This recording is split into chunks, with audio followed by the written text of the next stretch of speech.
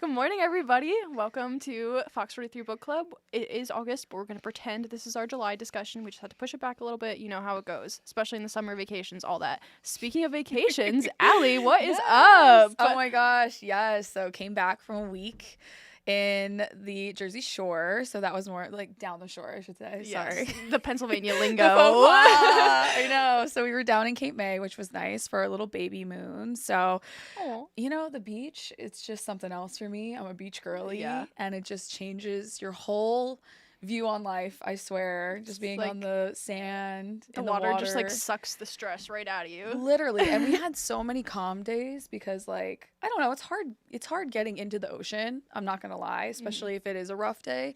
But we had so many calm days. It was literally easy breezy, lemon squeezy. Love we just that. ate too and then just relaxed. Yeah. So happy to be back. Kayleigh's been holding down the fort though. How are you? Did you go to the I'm York good. Fair? I Anything did. fun? It was Yay. super fun, yeah. Super hot, of course, but that's okay. It's a fair. It's the summer. Had a great time. Got some delicious freaking whoopie pies. So good. I was gonna say, did you get a fried Oreo or anything? I did not. Or I got corn dog? I should have gotten a I corn keep dog. thinking about corn It's all the dogs. fried food. I should have gotten a funnel cake, actually. That was Yeah. always my mom and I. That was always the thing that we got at the fairs. A classic. But, right? Fried. Amazing. As anything fried. I love that. But- I was gonna say it looked poppin', looked like a lot of fun. Rides are always great. I'm actually a Carnival Girl game person. Ooh, okay. Yeah, the games are always fun for me, and then the food. What's your best game? Well, I like the water squirts. Oh, okay. The Yeah. racy thing? Yeah, that moves up okay. and down, and then I like fried Oreos. There used to be one where you would just hit. They're like little shapes, and you'd throw the ball, and you'd have to get Oh, 3. Okay. So I I know like what you're that. I talking like about. those ones. I like the basketball game too. Those It's are fun. I used yeah. to play basketball. I have so it no was- aim, but they're fun. just drilling threes Nice. from far away or missing Yeah. drastically. So Same difference. a state fair is a little different than just the regular carnival. Yeah. The stakes are higher. You got to up your game, but More I'm glad audience. you had fun. Yeah. And I'm glad you stayed cool because it was one of our hottest weeks Yeah. It was thus far crazy. this summer. They had so, a bunch of misting and air conditioning buildings, so they were ready. Yeah.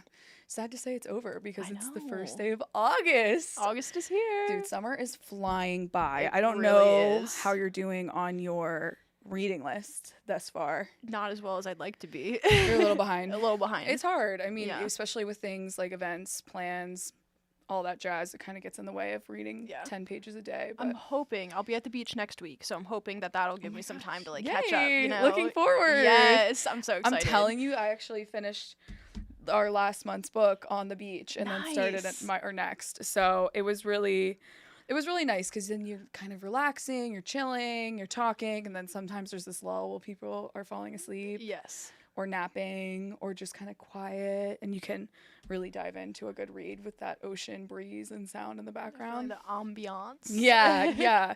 And I think this book was nice to read because it was kind of there was a lot of winter in it.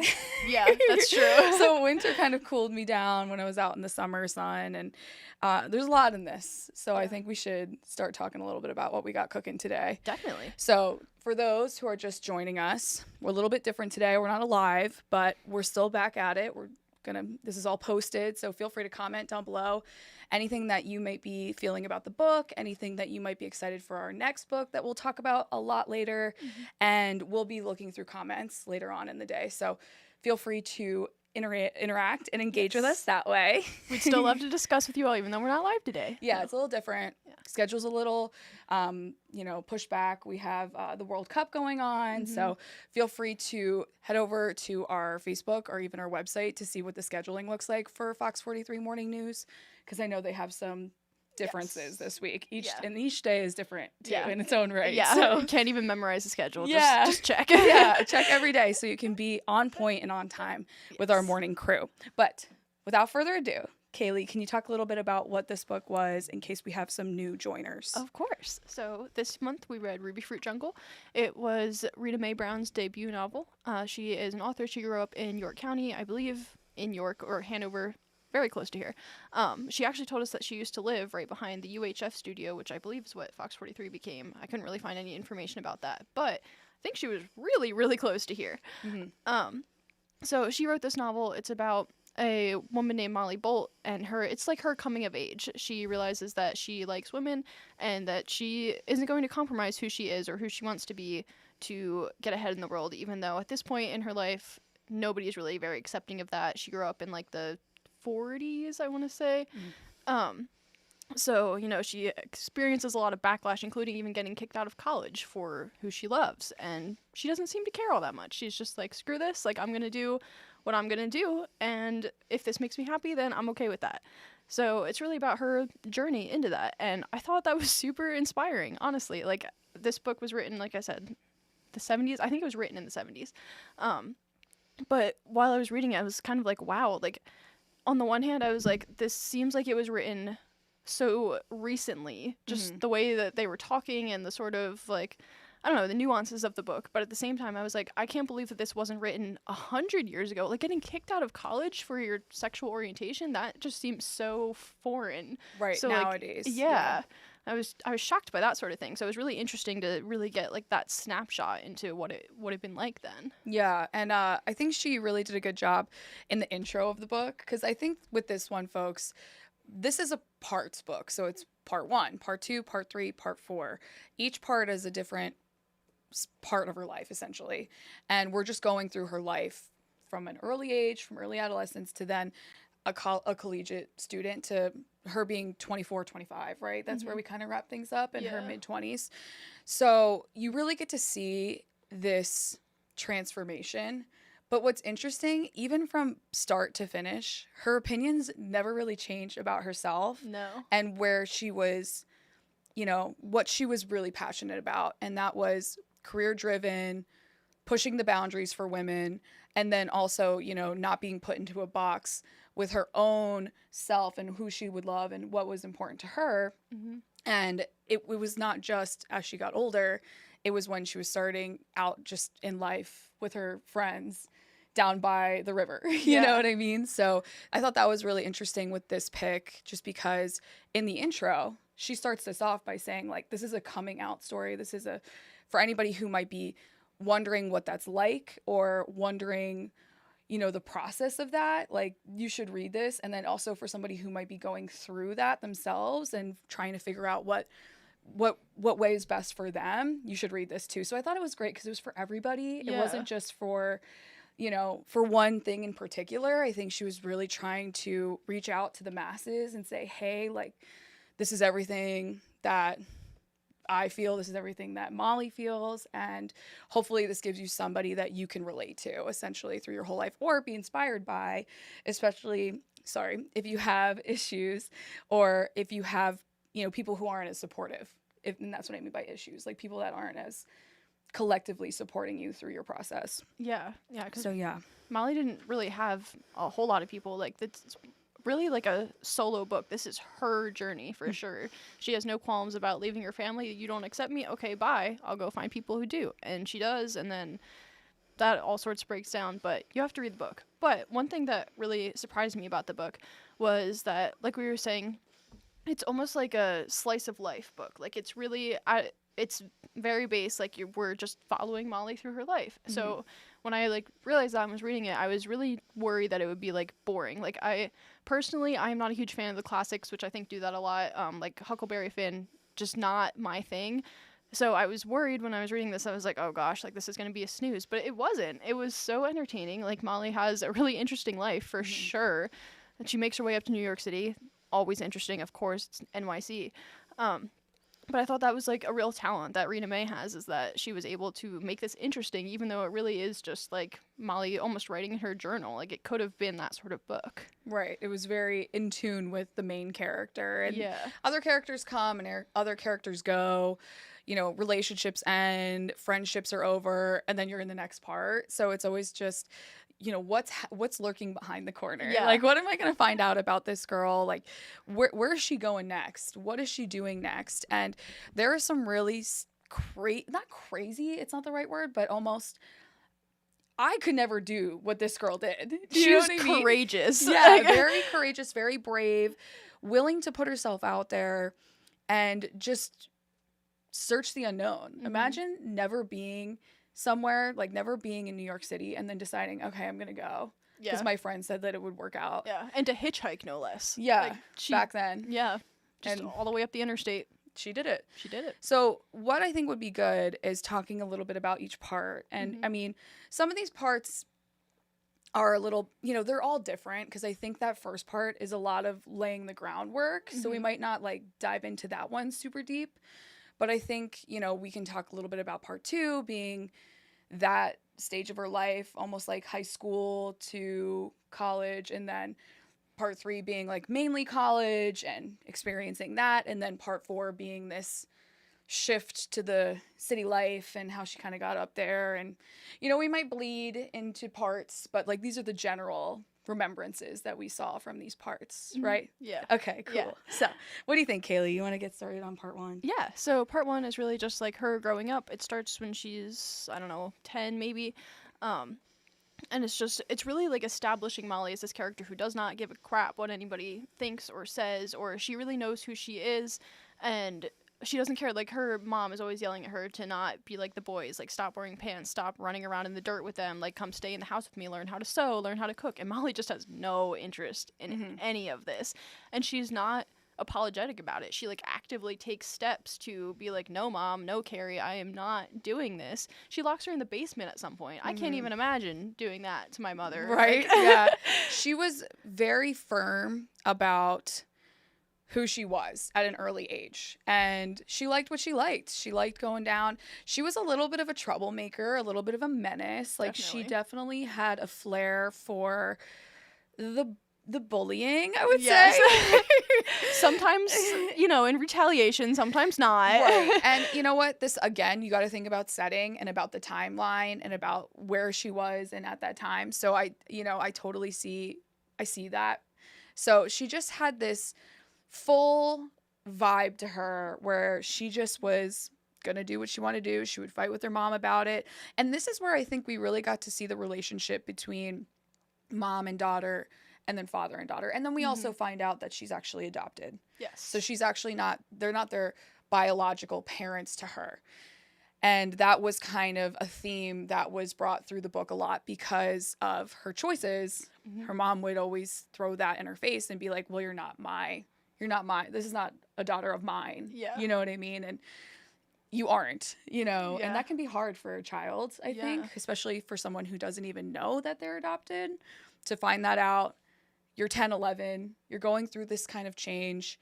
And I thought this part was laying the groundwork for, this is what the family's like. These are what her friends are like. She's not really close with her mom, closer with her dad, even though she is adopted. And then, we find out that she's adopted, and then we learn about the brother, Leroy, right? Yes. Yeah. And his sort of follower aspect to him. He's more of a follower than a leader, and she's more of a leader, so they kind of balance each other out. He almost seems like I got the impression from Leroy that he wishes that he was Molly. Like, he seems envious of her, like, always, because she's always leading the pranks and the everything, and whenever he says anything mean to her, she's like, I don't care, Leroy, I know who I am. And he's kind of like, you can say that, you can do that, like, right. And that really comes to fruition later down the line when they're in high school and they're teenagers, but this is just the beginning stages. And she kind of shows him how to be a little bit more brazen. Yeah. And that it's okay to be a little bit brazen.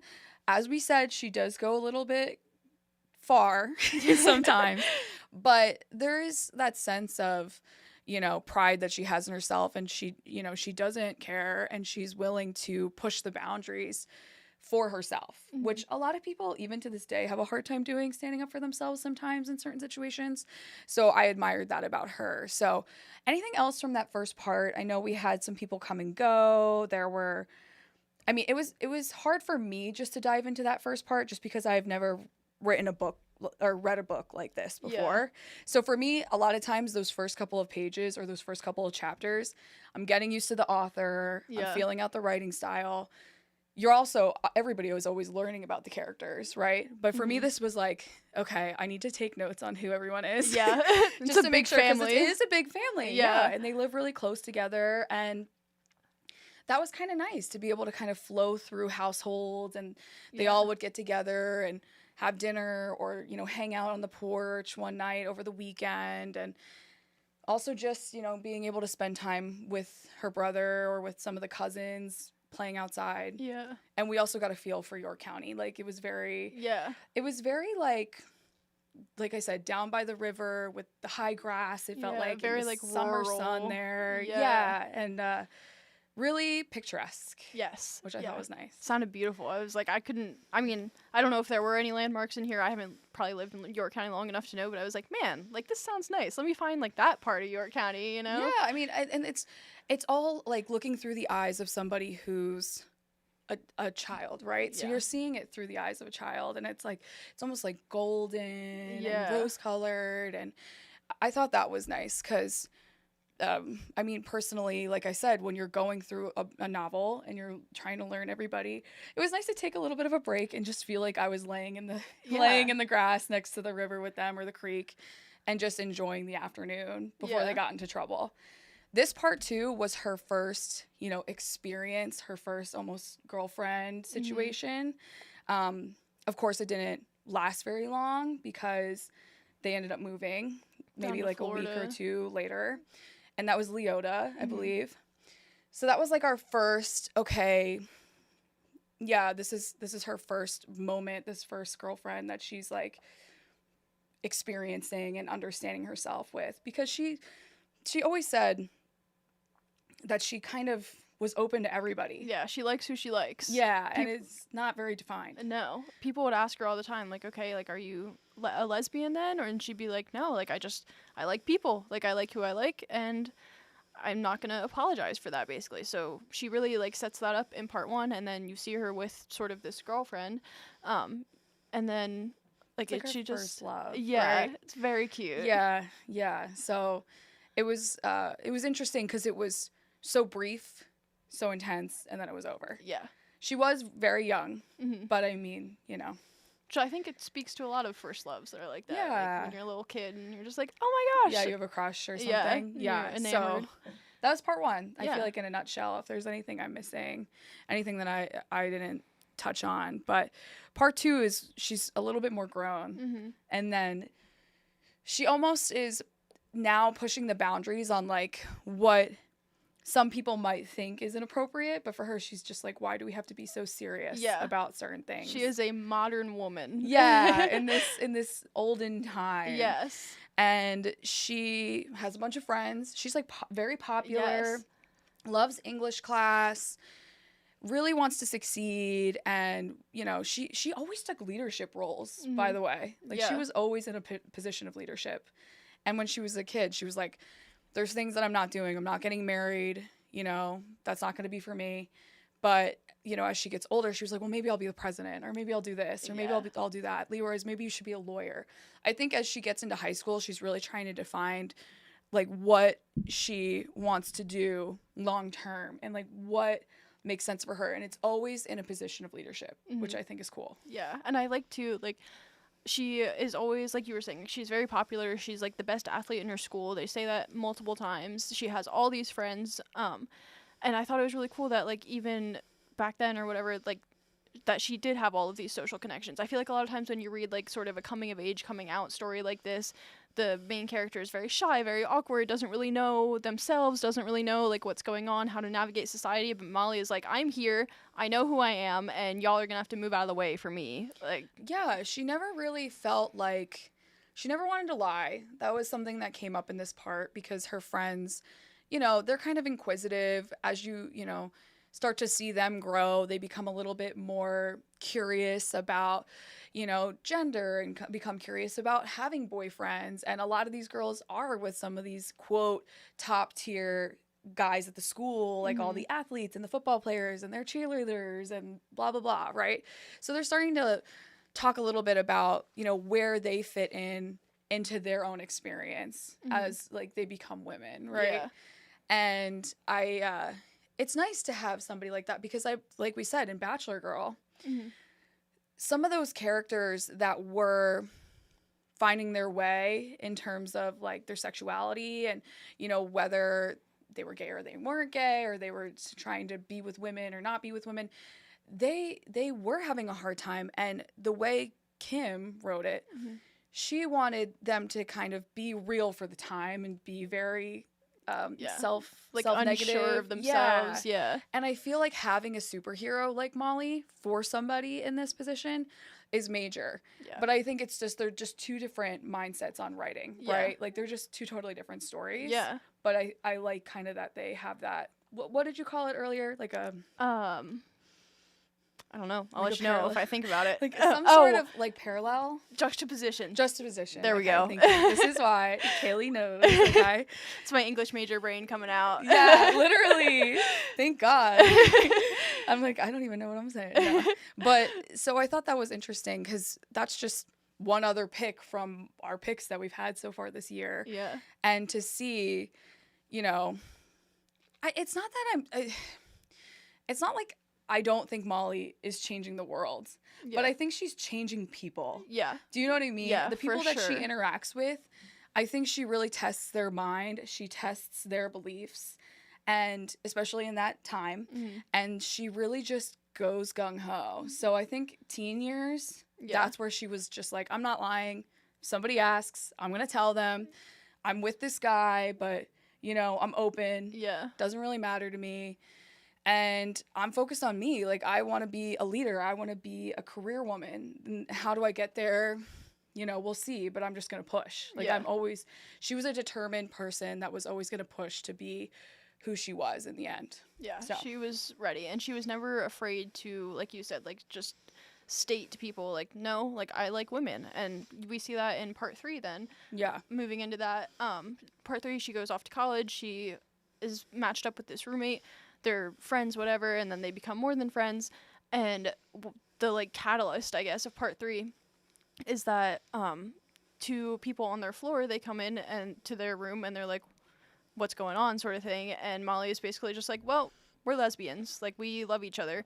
And those girls just cannot handle this, but the roommate is in on it, and I love her roommate. I think she's cool. Yeah. She's so fun. Yes. She just always is looking for a good time. Like, she was, like, both these girls were ahead of their time. Yes. You know what I mean? So I'm glad that they found each other. I feel like they would have gotten, I don't know, like, not that they were ones to be, like, allow themselves to be beaten down or whatever you want to call it, if they had been with a different roommate, but they really, I think, helped themselves, like, find themselves, even though they already knew, like, what they were about, but they really just, like, propped each other up and, like, helped each other through that time. And it was rough because those people, and this is what really changes the mindset of the book, right? So part 1, part 2, people don't really know, but they kind of know. And then some people separate themselves, but most people don't. I'm noticing because it's like family or close friends.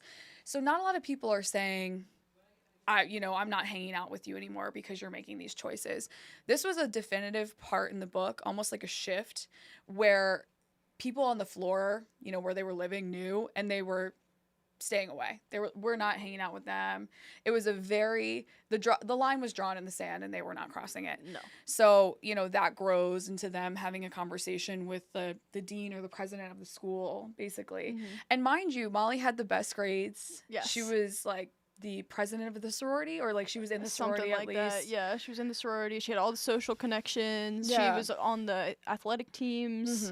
And she just had the best GPA, and she was on scholarship, you know, because she was coming from a place where she couldn't really afford to go just to go. And so once the girls on the floor let those people know, those, you know, whether it's the dean or the president, I can't remember. Authorities. The authorities, yeah. It was almost like they were kind of bargaining with her in the room. Did you notice? Did you get that vibe? Yeah. Where she was like, okay, like, if you can just, you know, go to therapy and pretend. We can just sweep this under the rug. Yeah, because they wanted her to stay. Yeah. Because of how excellent she was and everything at the school.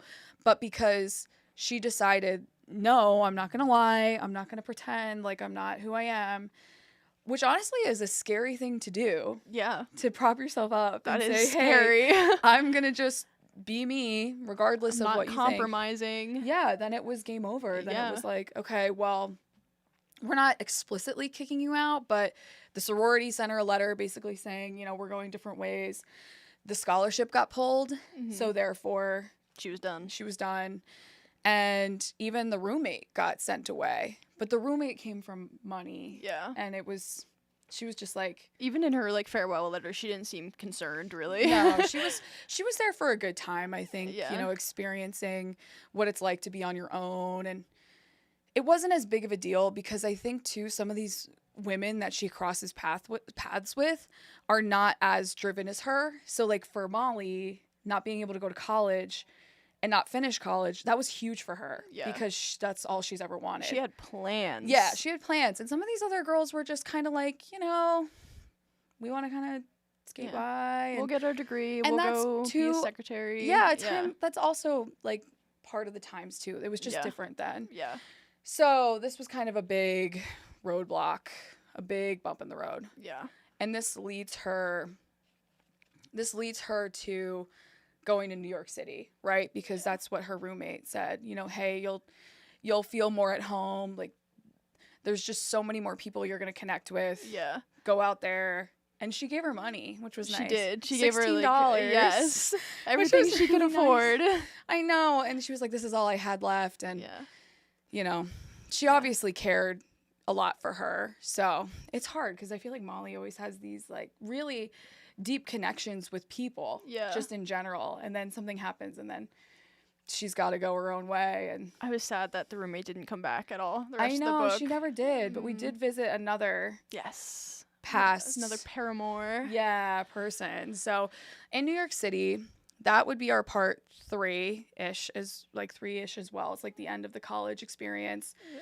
Her getting her way up to New York City and her realizing real quick that This is not what she's ever Yeah. seen. Because she goes home first, right? Yeah, she hitchhikes, or no, she takes a bus back down to her family's house in Florida, the one that they moved to, and basically the second she walks in the door, her mom is like, "Get out! I don't want you here. I know." I've heard what happened. She doesn't even let Molly explain, and Molly's like, "Okay, then, bye." Which honestly isn't shocking to her because they No. didn't really have a good relationship, as No. mentioned prior. So she was just like, okay, well, I'm just going to grab a few things and then I'm out. adios. Yeah. So she hitchhikes up to New York, which is terrifying. She meets some nice families. She does though. meet some Really nice family. people. Yeah. She made it. Worked out. Yeah. And then she gets there and she's just like, what did I do? What is this place? Yeah, well, it is. I mean, even I've gone up there. You've gone up there. It's definitely a shock if you don't know your Yeah. way around. Like, there's so many restaurants. There's so many So places much to be. Everywhere. A lot of people. But, like, if you don't know your way around town, you could just be, you don't even know where you Yeah. are. Yeah. And So, she's, I guess I would say lucky, arguably lucky to stumble upon this homeless guy who is living in a car. She sees the car and she's like, "Oh, well, I need someplace to sleep. Guess I'll go there." And she gets in the car and there's a guy already in the back seat and he's just instantly welcoming. He's like, "Oh, like, hey, like we can share my little jacket here as a blanket." yeah, he was nice. He was also fairly young as well, Mhm. and somebody who was also kind of running away from home, if you will. His situation similar in the sense that he was also gay, Mhm. but he was running from, you know, his parents' wishes and his parents wanting him to marry this girl. And yeah, there was a lot Yeah. going on with him, but he was there briefly. I think he was a nice transition for her just to get into the city and Yeah. feel safe and He's give her there- options. He's like there long enough to show her the ropes. He shows her where to get food, how Right. to like, you know, just survive in New York. At the bare minimum, survive. Yeah. And you know, just what places that they could go and Mhm. be accepted Yeah. just at the very base, Yeah. you know, and And feel that- like a community. Yeah, and like that blows Molly's mind at first that she can like go to these bars and like see a bunch of women like her, and well, not necessarily like her. She is confused by the whole idea that like these women seems to put themselves into roles, she thinks, and that's just not how she goes. She's like, no, like I just like people basically. Like it doesn't matter if you're a man, woman, you're feminine looking, like it doesn't matter to me. So she like finds some community but is also still frustrated by like these bars that they place on themselves almost. Yeah, she had not found her niche, so to speak, yet. This was good just to get her into the right place, the right zones, the right, you know, bars, the restaurants, and then I think what really starts to get her into finding more and more people is working. Like when she Yes. finally finds her work job, like her Yeah. first job, and she meets people that like she actually just likes regardless of, you know, intimacy and things like that. She just finds friends. I think is the she finds her important the thing. community. Yeah. And you know, her big thing was basically saying, you know, I'm not living in the car anymore. I'm trying to find an apartment. And, you know, she finds an apartment. And was this not crazy? The prices of the apartment? Yes. $60. That was wild. I was talking to my husband and I was like, oh my God, this was written during. And like, yeah, like, you know, it's written, like you said, from, like, she was born in the 40s, like you said. And I was just like, oh my gosh, $60 per month for an apartment. Like, that's crazy. In NYC? Yeah. What? And hey, it wasn't fabulous, but it did the job. Yeah. You know, she made a lot of her furniture out of milk cartons and things like that. And she did what needed to be done. Now she started working at an ice cream place, right? Mm-hmm. And then met her next friend. Can't remember her name. I'm trying to think. I think it starts with an R. But she meets this woman. They hit it off, and this I feel like is the woman who really shows her like how to do New York, if you will. She takes her to all like the nice clubs. She is involved with an older rich actress, so she introduces her to that crowd. And this is when Molly starts to really, I think, like come into her own. She's still not loving New York. It's still a lot for her. She constantly like harps back on this like, oh, the city is so dirty and grimy and gray, which I thought was really interesting. Another juxtaposition to Bachelor Girl, because in Bachelor Girl, like, I mean, they don't sing the praises of NYC necessarily, but it's much more of like a glitz and glam New York City in the 20s, 40s. But it's like the same time period as Molly is there, and Molly is like, oh, there's smoke and there's smog and there's dirt and there's no like good housing and blah, blah, blah, blah, blah. And then you get to Bachelor Girl and it's like, oh, it's beautiful and it's New York and there's so many different people and there's all this money. So I just thought it was really interesting, like looking at those two together, like the same exact year they're in New York, and it's two totally different New Yorks, but I think both are true. Oh yeah. Well, I mean, I don't know if you're, you know, scrolling on social and, you know, seeing people discuss this thing with New York City.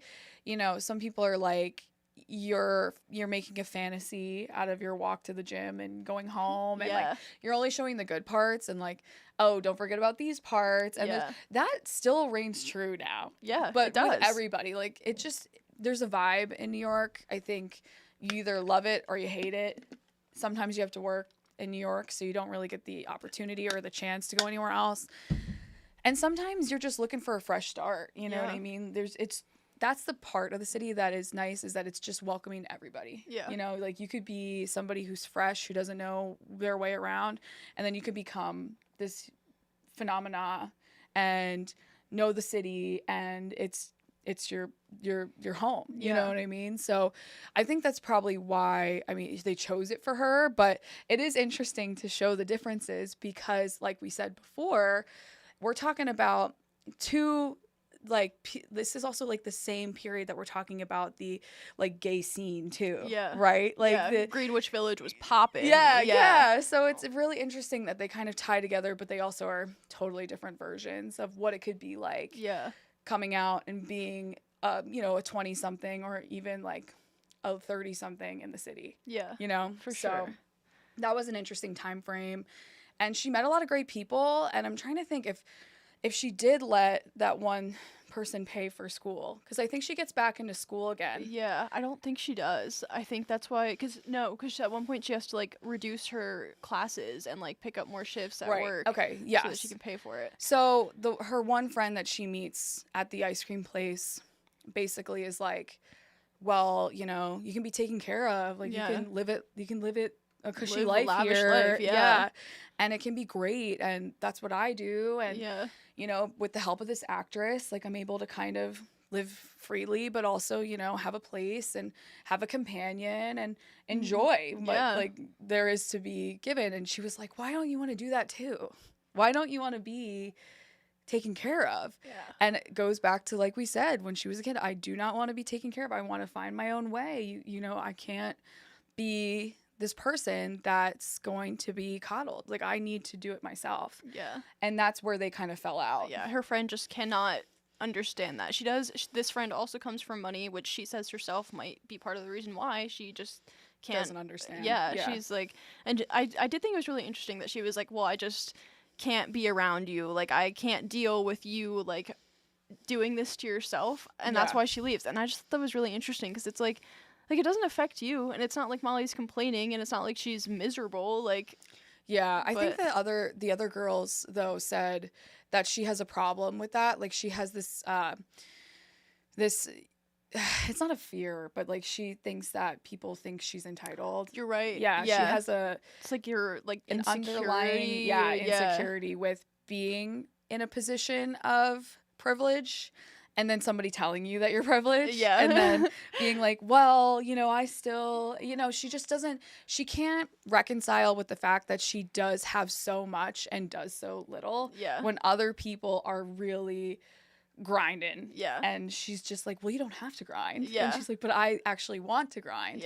And those girls, they actually become lovers as well. So that was also kind of sad because her friend shifts into this role of becoming a companion, a lover, and then it's like, okay, we don't see eye to eye, so now it's time for me to go. We just gotta go. Yeah, so then they broke up, and you know, and then she was kind of on her own again, like, you know, back in the city, doing what she's been doing, but now she doesn't have somebody that she can spend time with. Dealing with the boys at school. Right, because she did get back in for film school. She finally decided that up in NYU. She wanted to be a director. Yes. So that was a tough position to be in because she's the only girl in her class. Yeah. None of the boys respect her. Her professor doesn't respect her. They won't let her use the equipment. Like, they're really doing everything they can to make sure that she does not get this degree. Class, though. Yes.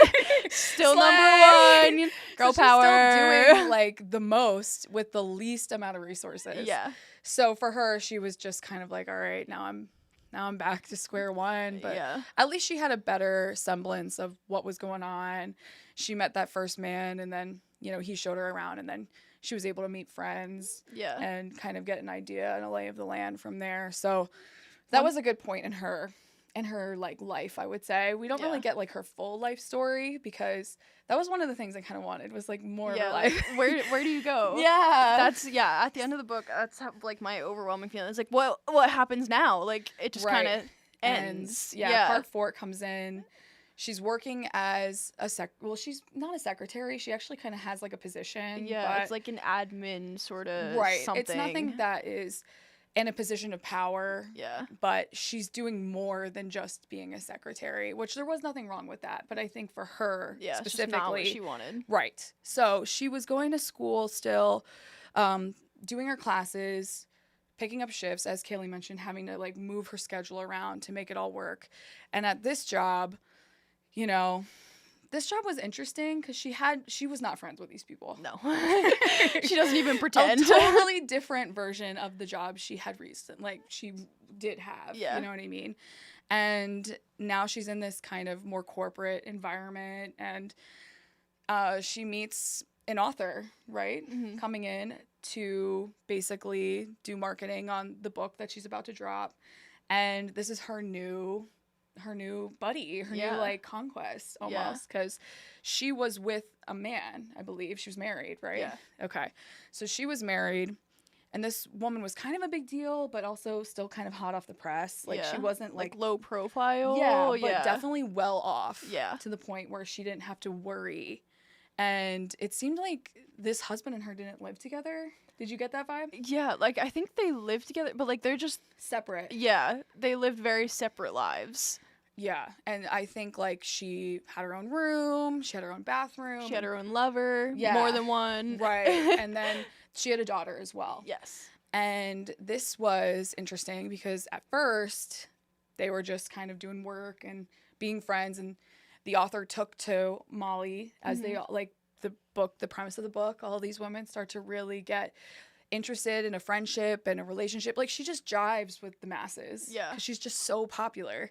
And they start to get close, and then Molly's like, hey, this is what I am. Like, maybe we should, like, date. Like, maybe we should hang out. Take it to the next level. And this woman she freaks out. Yeah, right off the bat. And she's like, no, like, I can't do that. Like, I don't know. Like, she kind of scares her off, Molly. I mean, kind of scares her off. Like, not intentionally, but She was firm though. Yeah. She was ready. Yeah. She was like, she said, she was like, I want to be with this woman. Yeah. Right from the gate. So I thought this that was is nice. my goal. Right. Yeah. And like, I don't think she ever was pressuring anybody either. I feel like she was so open and like people were just interested in getting to know her. And also almost because, like you said, she just loves people. Mm-hmm. I think she almost gave that power or shared that power with others. Yeah. Because then, you know, they were like, well, maybe I'm thinking about this all wrong. And, yeah. you know, maybe I could be like this or maybe I could try it. And like she could be my... Because Paulina comes back. She yes. runs away. Paulina, yeah. Yes. So she does exit, basically, you know, doesn't even talk about work things with her. No. They're very... I don't even know what the word is because they still had contact, but they were not like they were before. Yeah. Going like to the standoffish, theater. Yeah. maybe. Like, yeah. Definitely trying to say no. Yeah. And then things change all of a sudden. Then she's like, you know what? I don't, because there's also like, again, this running theme where it's a bad, quote, bad thing during this time to be gay or lesbian. Mm-hmm. So people don't want to spend extra time with you or like be, quote, associated. Yeah. And then she was like, you know what? No, like they're wrong. Like we can be friends. Like we can spend time together. There's nothing wrong with that. Which was nice because some of the friends in the past were just like, bolted. Sorry. Yeah. we're not friends anymore. You won't take it personally, right? Yeah. Like, I guess. I mean, to her credit, Molly doesn't really. I mean, like, it upsets her every now and then, you know, but depending like, on the person. Yeah, like, True. Of course it will, but, you know, she just kind of moves on. She's like, well, if they can't accept me, that's their problem, and I'm not sorry, and she just goes on with her life, and I love that for her. Yeah, honestly, because it's like, this is the modern thought process now. Yeah. People are free, you know, and I think her having that in her whole life from start to finish is just like empowering. Yeah. You know what I mean? Because you can have anything in your life hold you back. You know what I mean? It could be like the fear of trying something new, the fear of going to a new place, the fear of stepping out of your comfort zone, small things like that, like can really isolate and trap you just in life. Yeah. So when she has this huge thing figured out, what's holding her back? Yeah. Nothing. Nothing. She's free. She has her whole life in front of her, literally. And this woman became more for Molly than what she bargained for. It actually challenged Molly's thoughts and beliefs on sexuality and like what was too much for her even, which I thought was so interesting. Yeah. And we talked a little bit about it, that she has always been so open and been like, who cares? And then even some of this stuff, she was like, all right, well, maybe that's out of my comfort zone. She's like, maybe we don't have to talk about everything. Yeah. Little TMI action, I think. So I think that right then and there just goes to show you that there's levels to everything. Yeah. And, you know, it almost like humanized Molly, I think, for me, because like, I mean, she was very human to begin with. Like, she has all these emotions and all that, but like, she's just very like we've been saying this whole time, like, she is so uncompromising in who she is and what she believes in and blah, blah, blah. You start to be like, oh, like, nothing can rattle Molly. Like, Molly's a superhero, you know? And then Paulina comes out with like this stuff and Molly's like, that's whoa sort of thing. Right. It was out of her wheelhouse. Yeah. And even she has boundaries, and that's okay. We all have boundaries in our life, whether they're, you know, super strict or, you know, super not. Yeah. It's just, it is what it is. So that actually helped her almost change her life, but she kept holding on to Paulina just because she had that fear of being alone, I think. Yeah. And then, you know, the daughter became an issue. The daughter started to get in between. It was almost like this throuple. And then she was just vibes. like, and then she was like, all right, we're probably going to have to go. Yeah. But that's kind of where it ended. 24, you know, she's trying to figure out where she is in this life in terms of her success. And this is where the relationships kind of come to a close. Yeah. Now, we don't finish the book just yet. We go home because we have our final projects, right? Yeah. I thought this was really interesting, especially because like she talks about all the other boys in her class and the films that they're making, which are just horrible, graphic, violent. Apparently, they were all the rage at the time.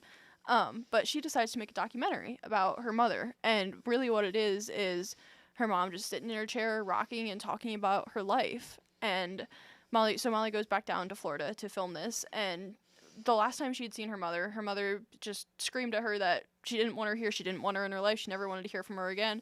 And then however many years later, Molly just comes walking back through the door. So I was sweating when this went down. Yeah. She didn't seem too scared, though, at least. She was like, I'm either going to get yelled at or I'm not. Yeah. Like, we'll see what happens. But she had a totally different experience this time around. And it was almost like confusing. Yeah. For me, just as somebody, like, I'm sure people go through the same thing because, like, there's 3 perspectives, right? It's my perspective, Kayleigh's perspective, and then the truth. Mm-hmm. And, you know, we're all going to have our own version of what happened in life. But the mom was just kind of like, I always loved you. Yeah, she's like, I never said that I never wanted to see you again. Yeah. Like, what do you mean? And Molly's like, yeah, Mom, you said that. And she's like, no, I didn't. And she was literally, like, you know, she wasn't fighting with her. I think she was just trying to say, this is the truth. This is my experience. But okay, you know, like, whatever. And she came home and everything was in disarray. It was kind of sad to hear. Like, she stopped by a few other places, of which we'll get to in a little bit here. But she coming home was, I think, very sobering for her. If I'm saying the right word, it was just like everything was run down. Her mom's literally dying. Yeah, like, sadly falling apart. And some of her family has died since she was gone. She didn't know. Her dad had passed. Yeah. Like, the mom was on her own for the most part, with the exception of one other, like, cousin perhaps or something. Leroy comes back. And Leroy comes back often with his wife and their kids. And it's a totally different look than what we were talking about earlier, right? In part 1 and part 2, there's family all over the place, even though they do move from Pennsylvania to Florida from, like, part 1 to part 2. There's family everywhere. The walls are always, like, shaken with something. There's always something going on. And now it's quiet. It's just her mom and her rocker. Yeah. So, I mean, I don't know. I thought that was interesting. I think that relationship thing at the end, like, tell me what your thoughts were on that, because I was confused a little. I was too, honestly. I was glad that her mom seemed to, you know, come down a little bit and, you know, wanted to actually see Molly. So that was good. But yeah, it seemed like a lot was left unsaid. Mm-hmm. Like, I am glad her mom finally tells Molly, like, her history and who her parents are and all that sort of stuff. So I was really glad to hear that, just personally, my own curiosity, and so that Molly knew. Mm-hmm. The behind the scenes stuff. That is true. Yes. Yeah. So Molly finally figures out, like, who her parents are and all that. But I also thought it was interesting because during that whole speech, Carrie is like, you're my kid. Like, you are mine. Like, you were meant to be mine, blah, blah, blah. Which, again, the last time we saw the mom, Carrie, she was screaming that, Molly, you're not my kid, and I never want to see you again. Right. It was totally different. It was, like, opposite day. Yeah. It was, like, a little bit of whiplash. Like, it's like, is this the same woman? Hearing about the story was really nice, though. I actually wasn't expecting that to be what happens. Yeah.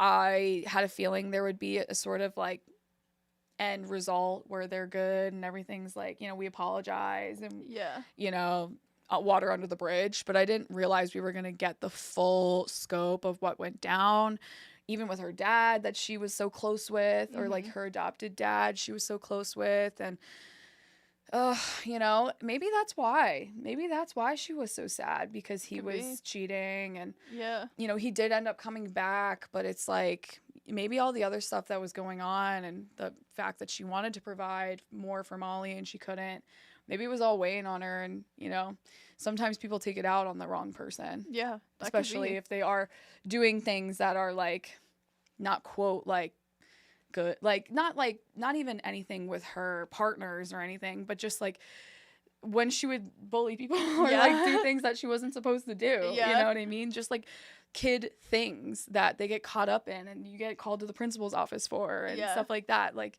maybe she was too harsh, you know, but maybe it was the other stuff happening in the life at the time. I don't know.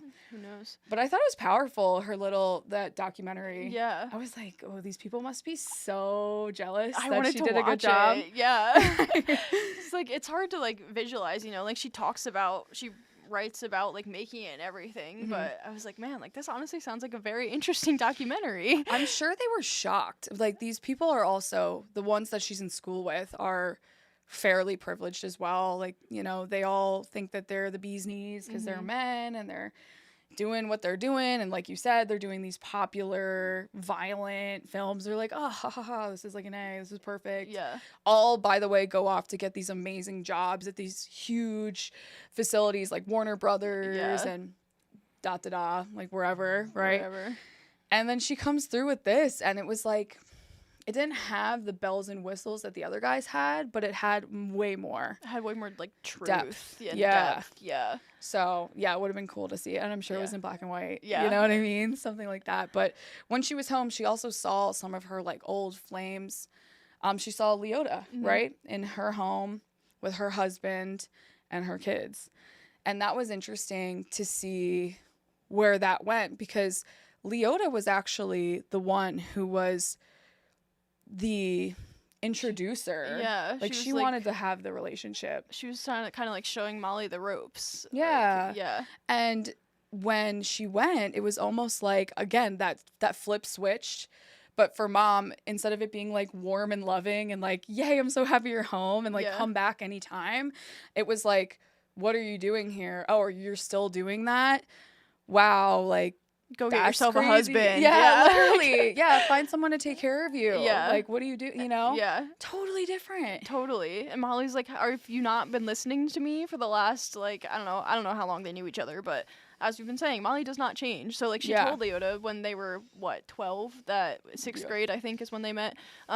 She told her then, like, I am never getting married. And then she sees Leota again however many years later, and Leota's like, oh, like, I'm married, I have kids, I'm so happy, blah, blah, blah. Like, what about you? And Molly's like, no, I'm not married, no, I don't have kids, I like women, I told you that, like, I've told you all of this. And Leota just, like, can't believe it. And Leota's like, okay, goodbye. Yeah. And it's almost, like, shocking, because it's like, wait a second, you're the one who wanted to be with me. Yeah. And now you're... Like, what happened? I mean, everybody can change, and that is the beauty of life. I think for even us to this day, like, if you want to be a different person, you know, you might have to talk to your family or your friends, or you might have to, you know, have a conversation about, like, with yourself, okay, I didn't like who I was before, I'm ready to move on. But I just felt like the way she greeted her was just so not right for someone that Molly really loved. Yeah. Like, at first, I was like, okay, like, maybe she's just reserved. She hasn't seen Molly in so many years. Her life has changed so much. But, like, I thought for sure that since it was just the kids there was no husband, she sent the kids outside. Like, it was just her and Molly talking. There were no listening ears. So I was like, oh, like, they're going to talk about the past. Leota's going to open up and be like, oh, like, I wish I had your courage. I wish I could live your life. But Leota is very much like, nah, girl, like, you need to get my life. Yeah, and, like, or even if she decided, hey, that, you know, she didn't like women anymore, that would have been fine, too. But I think the way that she just kind of looked down on Molly and was just like, you know, like some of the other people in her life that have just been like, I don't want to be associated with you anymore. Yeah.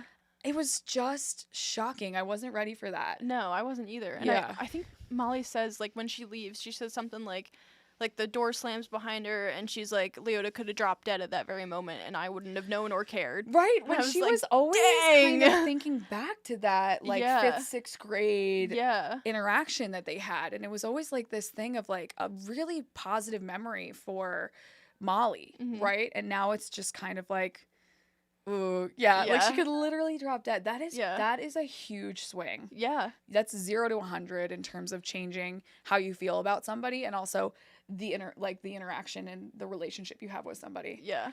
But what was nice is Leroy's always been kind of her confidant and the guy that has always been, you know, there for her, and he was just like, okay, cool. Yeah. Yeah, he was just like doing the same thing. He, like you said, was just like, wow, I wish I could have. Yeah. He's always been, like, in awe of Molly, and that doesn't change. Like, he shows up when she's down there visiting the mom, and he is still like, Molly, like, oh my God, like, you're living the life that you want to live, and you're just up in New York City doing your thing. You're not married, you're not whatever. And she's like, yeah. And he's like, what? Yeah, like, I'm working on my final film project. And yeah. Like, you know, I always thought you could be a lawyer or something. You know what I mean? Like, always just, like, being that voice of support. When she had nobody, even though she didn't really need him, I think she kind of did. She kind of did. You know what I mean? Like, at least was, like, a gentle presence in her life. Right. Having family, right? Yeah. I think a lot of people forget what it's like to just be able to have somebody that's like family that they can talk to, because we have the busy lifestyles, we have the busy day to day. When you hop on the phone with your mom or your dad or your sister or your brother or whoever, right, that has that family connection with you, you just get to be you and be yourself. And Molly has always tried to be herself, but it's just like she doesn't have to explain everything. Like she can just be like, this is what things have been like. It's just like picking up where you left off. Easy breezy connection. Yeah. You know what I mean? And he's always been that.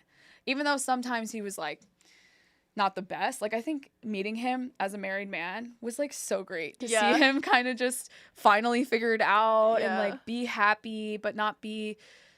He was always just so drawn to being part of the group that it really just messed with his psyche, and he just wasn't who he wanted to be, I felt like, in those early years. No. And I feel like even like meeting him at the end of the novel, like you get the impression that maybe his life hasn't turned out exactly how he wanted it to, but he doesn't necessarily seem like bitter or resentful or anything. Right. Like, and he has a wife, he has a kid, or 2 kids, I think. Like I think I would describe his life as fine. Like, there's nothing super exciting, but there's nothing really like bad. There's nothing really for him to complain about. He's got work. He worked for the he was in the Navy, or he was a Marine. Yeah, he was a Marine. You know, he had the bikes, he had the cars, and now he has the wife. You know, he's just doing. He's just living. Yeah, trucking on through. Seeing his mom when he can. Yeah. And bringing her down to the beach when they can. And I mean, like, for him, I think he's totally content. Yeah. Maybe he would want to do some extra stuff, but he's also not as driven. Like for Molly, because it ends there, right? It ends at when we saw all these people. She goes back up to New York City, shows off her final project, and that's pretty much it, right? Yeah. Like she passes, she got an A and she graduates. And then she gets these offers for jobs, but it's nothing that's like super big like the other guys get. Yeah. So she's still trying to figure out like where she's going to work or what she's going to do or what it all looks like. But what I was saying is like, we don't really get to see her end, her finish, and like her being in that place but I think that's the point. Yeah. And it's very like hopeful at the end. Like it's cynically hopeful. Like it's not like she's like, I know everything will work out, but she's sort of like, well, whatever, like I didn't get these opportunities, but I'm just gonna keep doing me, and I know that I'm good at what I do, and maybe I'll be the first woman to break some of these barriers. Yeah, crossing one thing off the list.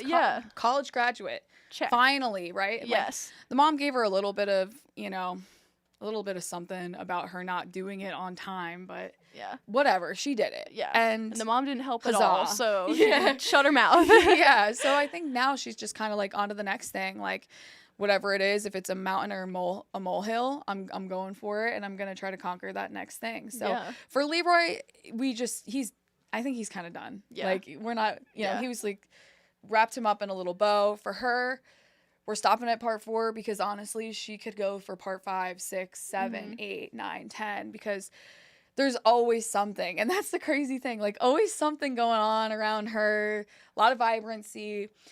You know, she could go off at any moment to support herself. And, everybody always said, well, you'll maybe be the next governor, or like the next this or the next that. So she did one thing and now it's on to the next. Yeah. She's ready. She's forging ahead.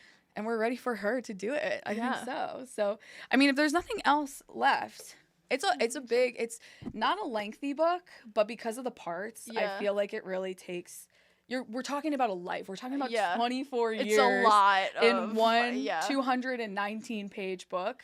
What I also thought was interesting that there was no like end acknowledgments or any end like just verbiage. It just ends. So, if you have not read this book, pick it up, give it a try, and then feel free to let us know what you think. Yeah, it's at a lot of the libraries in our area. You can get it there. You can get it Amazon, Barnes & Noble, anywhere, everywhere. Yeah, so this one's an easy find.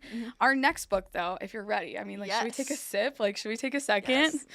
We'll let Rubyfruit Jungle marinate for a minute. I know. Our next book, it's August, folks, so we're on to the next one. is Milwaukee Deep. And this one is hyper-local author and publisher because it's been published in Franklin County. So do you want to talk a little bit about this one? Yes, absolutely. So this is Milwaukee Deep. It's written by Kirsty Kroga. This is her first full-length novel, and it's about, so the main character, I believe her name is Ambrose. She is researching this family history. She's trying to ghostwrite this family history for somebody, presumably the family. I don't know. We haven't started it yet. So we'll have to find out. I know. So she's doing this research, and it brings her back to this small, like, Puerto Rican island. And as she's researching the family, she's also finding out things, just mysterious happenings about the island. I know the back cover mentions voodoo and, like, just some really interesting stuff about the history of both this family and the island. So we're going to dive right into this next, and hopefully we'll get to talk to Kirsty. Oh, that's the other thing. Back to Rubyfruit Jungle just for a second. We did get to email back and forth with Rita Mae Brown just a little bit, so we will have a Meet the Author piece. It's a little bit shorter than the ones that we've had in the past, but that'll be up on FOX43.com pretty soon. Yeah, and that's kind of like question and answer type responses just about the book and her writing process and things like that. So be sure to head over to fox43.com for that. We'll be posting that too, probably by the end of the day today. So if you don't see it right away, it's coming. But yeah, we hope to see her. Yes. She reached out to us, so thank you so much for contacting us. This is a pen name, so it's very interesting. If you are trying to find this book, our York County libraries, they're trying to get this in. They're going to have, I think, a few copies, like maybe one or two. And then you can actually buy it straight from the author right now. And I think they're doing signed copies too. So, you know, feel free to head over to her website. We'll probably link that as well in our drop of this month's book. And yeah, so we'll see you guys in a few short weeks. We have to discuss date because now we're kind of a little skewed, but that's okay. We will get back on track. Yes, you can always head to the FOX43 Book Club Facebook group for, you know, updates, information, all that. We'll be posting it there. Yeah, and then we'll continue to comment, continue to discuss what's been going on. If you guys like this book, let us know. And if you guys are starting the next book, also let us know. We can always engage there, comment there. It's always loads of fun. And like we said, we have everything online too, which is great. Now, the next one hopefully will be live. So this is a little bit something different for us. So like we said, just comment down below and we'll be able to check you out. And then, like you said, like the FOX43 Book Club page for more continuing coverage and content. Yay! Wow, we had a big one today, folks. So thanks for sticking with us. Feel free to pick up Milwaukee Deep, and we'll see you next time around. Thank you. Thank you.